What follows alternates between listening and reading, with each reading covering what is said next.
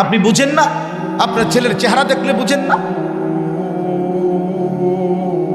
এই চুল আপনি জিজ্ঞাসা করলেন না, কিরে বাপ আমি মুসলমান, আমার তোর দাদা মুসলমান, তোর বংশের 14 গোষ্ঠী মুসলমান, তোর চাচা মুসলমান, তোর ডানে বামে মানুষ মুসলমান, তুই এটা কার চুল রাখলি?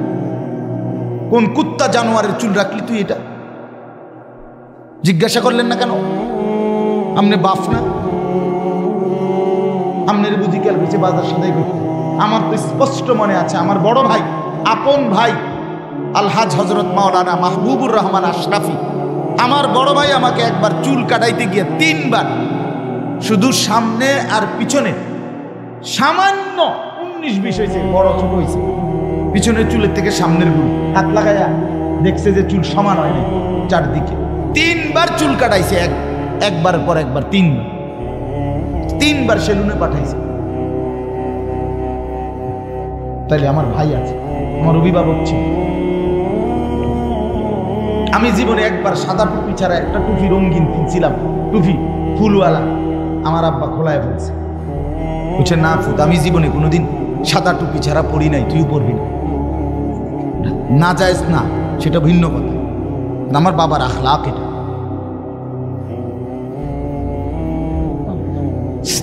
আজকে আপনারা টোটালি 12 বছর 14 বছরের ছেলেগুলো লাওয়ারিস। কোন মা বাপ থাকলে এরকম হওয়ার কথা না।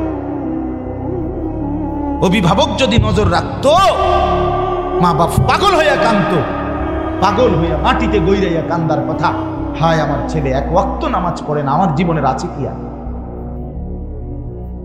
আমার স্ত্রী পর্দা করে না, আমার জীবনের আছে কি আর? আমার আর ইজ্জত রইল কি? আমার মেয়ের পর্দা, আমার মেয়েটা 16 বছরের, আমার মেয়েটা রাস্তায় বাইর হয়, এলাকার সমস্ত লম্পট ছেলে খারাইয়া মতে এই অসভ্য জঙ্গলিরা আমার মেয়েটাকে উপভোগ করে, আমার মেয়েটাকে লোভের নজরে তাকায়। এক চাইতে লাঞ্ছনা বেটা, তুই মরে যাস টাকা বেটা, মরে যাও না কেন তুমি? 365 দিনে 1 বছর, 1 বছরে কোনোদিন আপনার 18 বছরের ছেলেটা মেয়েটা কোনোদিন ফজরের নামাজ কি জিনিস সেটা জানেন? ফজরের নামাজ যে কখন পড়ে এটাই জানে না। এত বড় অসভ্য জানোয়ার মুসলমানের ঘরে ঘুমায় কেন? তার বাপ কেডা বেটা, তার মা কে তারে মানুষ করতেছে? এই বাপ তোমার জীবনের সার্থকতা কি? তুমি জীবনে কি অর্জন করলা? এই জানোয়ার কথা বলেন না কেন? বলেন যারা এ জবাব দেন। জিন্দিগি মানে কি? জীবন মানে কি? ফাঙ্গাসার তেলাপিয়া? হ্যাঁ, জিন্দিগি মানে ফুলকপি আর ফাতাকপি? জিন্দিগি মানে বনবিড়ি? জিন্দিগি মানে চায়ের দোকানের আড্ডা? এই শেষ, এরপরে আর কোথাও যাইবেন না আপনারা? এরপরে যাইতে হবে না কোথাও। তো ছেলে নামাজ পড়ে না যে কি বলবেন? মেয়ে যে পর্দা করে না কি বলবেন? স্ত্রী যে খোলামেলা রাস্তার পাশে মহিলা, খালের পারে রাস্তার পারে বেড়ইতে আইয়ে যায়, এখানে গোসল করে খোলামেলা, এই বেপর্দা, এই বেহায়া, এই নির্লজ্জা মহিলা, এ বেডির ব্যাপারে আপনার স্বামী কি বলবেন? কথা বলেন না কেন? কি বলবেন? কি জঘন্যতা কোথায় আপনারা জানেন না। নিকৃষ্টতা কোথায় গিয়ে পৌঁছছে আপনারা জানেন। অসভ্য আপনাদের মেয়ের, যে মেয়ে চরিত্রহীন, যার মেয়ে পর্দা করে না, সে কত নিকৃষ্ট অবস্থানে গিয়ে পৌঁছছে আপনি জানেন। কুত্তা বিলাই ফেল। যে ছেলে নামাজ পড়ে না 1 ওয়াক্ত, এই জানোয়ার বহুত আগে জানোয়ারের ক্যাটাগরি পার হয়ে গেছে, বহুত আগে। কুকুর বিড়ালের শ্রেণীও পার হইয়া আরো নিচে চলে গেছে, আপনি জানেন। চেহারা দেখেন বেনামাজি সন্তানের, চুলের কোনো হদিস নাই, চেহারার কোনো হদিস নাই, শার্ট প্যান্টের কোনো হদিস নাই, যেখানে মুতে ধরে এখানে পেশাব করে দিতেছে, পেশাব করে কোনো পানি নেয় না, হাসে কি লেগে তাও কইতারে না, হাঁটে কেন, এতক্ষণ ঘুরতেছে কেন? প্রতিবন্ধী, মানসিক প্রতিবন্ধী, পাগল, তার সিরা। আপনি বলবেন একটা ভালো কাজের কথা, হে আসবো, মানে প্রতিবন্ধী যে। হ্যাঁ, বাস্তবতা, বাস্তব। নাইলে আপনাদের জীবনের ব্যর্থতা দেখেন। একজন বাবা মুসলমান হওয়ার পরে আপনার ঘরে 16 বছরের ছেলেটা এক ওয়াক্ত নামাজ পড়ে না, এত বড় জানোয়ার মুসলমানের ঘরে কেমনে ঘুমা? কথা কন না কেন?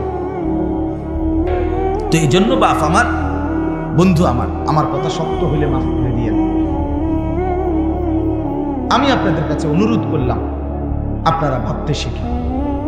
আপনি গ্রামের মানুষ, সাধারণ মানুষ, সহজ সরল মানুষ, এই সমস্ত কথা বললে হবে না চাচা। কবরে এসব বললে হবে তো? তো এগুলো আমার দ্বারে কইয়ে কি লাভ? আমি কি আপনার হিসাব নিব? আপনি কি আমার হিসাব নিবেন? আপনি আমার কাছে ঠেকানা, আমিও আপনার কাছে কিনা। বয়ান শেষে আমি আমার ফতে ক্যান্টনমেন্ট, আমনে আমনের ফতে আমনের ঘরে।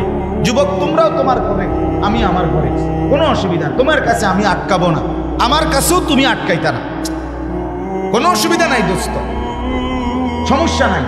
তোমার রাত তোমার, আমার রাত আমার, কিন্তু আখেরাতে আটকাই দেবে, আখেরাতে আটকাই দেবে, কোনো সন্দেহ নেই।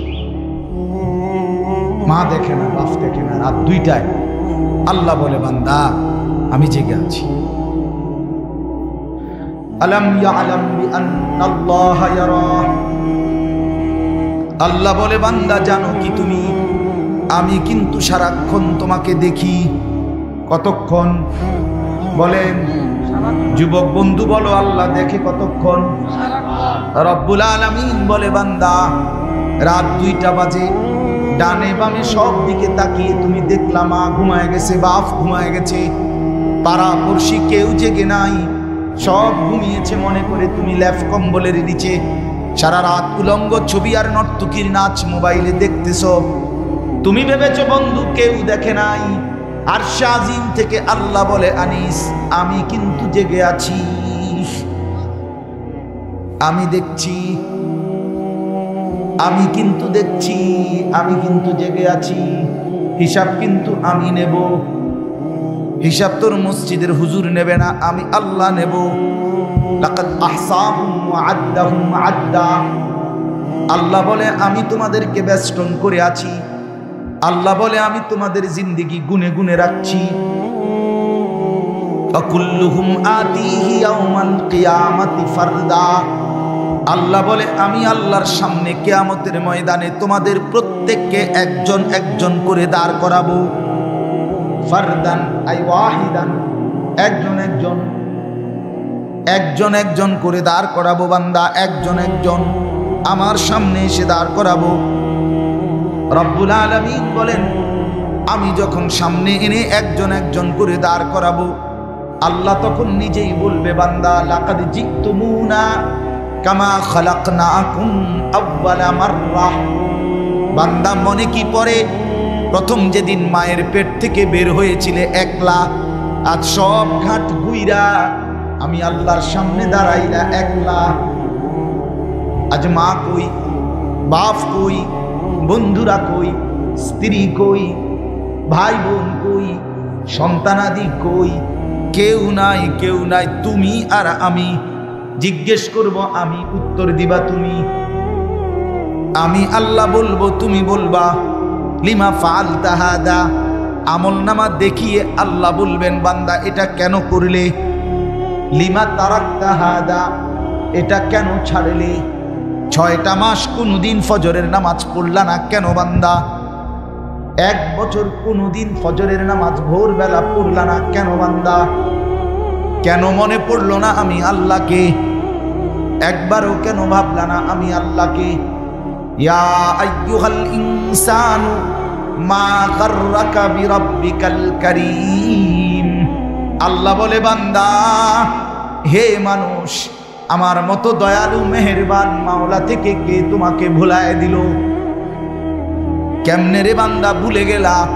আমার চাইতে আপনজন কাকে পাইলা? কাকে পেয়ে আমাকে ছেড়ে দিলা? আজকের সারাদিনে যুবক বন্ধু তোমরা যারা এক ওয়াক্ত নামাজ পড়ো নাই, তোমাদের যাদের কপালে একটা সেজদা নাই, তুমি মানুষের বাচ্চা হইলা কেমনে? তোমারে যদি মানুষের বাচ্চা বলে তাহলে জানোয়ার বলবে কাকে? কোরআন সুন্নাহর মধ্যে জানোয়ার বলছে, তাইলে কারে? মানুষরূপী জানোয়ার তাইলে কে বলেন? কেন একটা সেজদা দিলা না? আল্লাহর সাথে কেন নারাজ করলে? নিজের বিবিকে বললেন যে বিবি নামাজ পড়ে না, নিজের মেয়েকে গিয়ে বললেন যেই মেয়েটা পর্দা করে না, নামাজ পড়ে না, কেন আল্লাহর সাথে রাগ করলা? মা গাররাক, মা গাররাক। আল্লাহ বলে কি হলো বান্দা, কেন আমাকে ছেড়ে দিলা? আমার মতো দয়ালু নেই, আর কাকে পাইলা? কেন ছেড়ে দিলা? এই জন্য দোস্ত আমার, বন্ধু আমার, বাপ আমার, রাত অনেক গভীর। আমি আপনাদের কাছে অনুরোধ করছি, ভাবতে শিখি, ভাবতে শিখি। গ্রামের বলে, সাধারণ বলে নিজের খামখেয়ালি করেন। আপনি মূর্খ না, পড়ালেখা করেন, এটি কোনো কথা? আপনি সরু সরে আনা পড়েন, আপনি আল্লাহ বোঝেন না, কথা বলেন না কেন?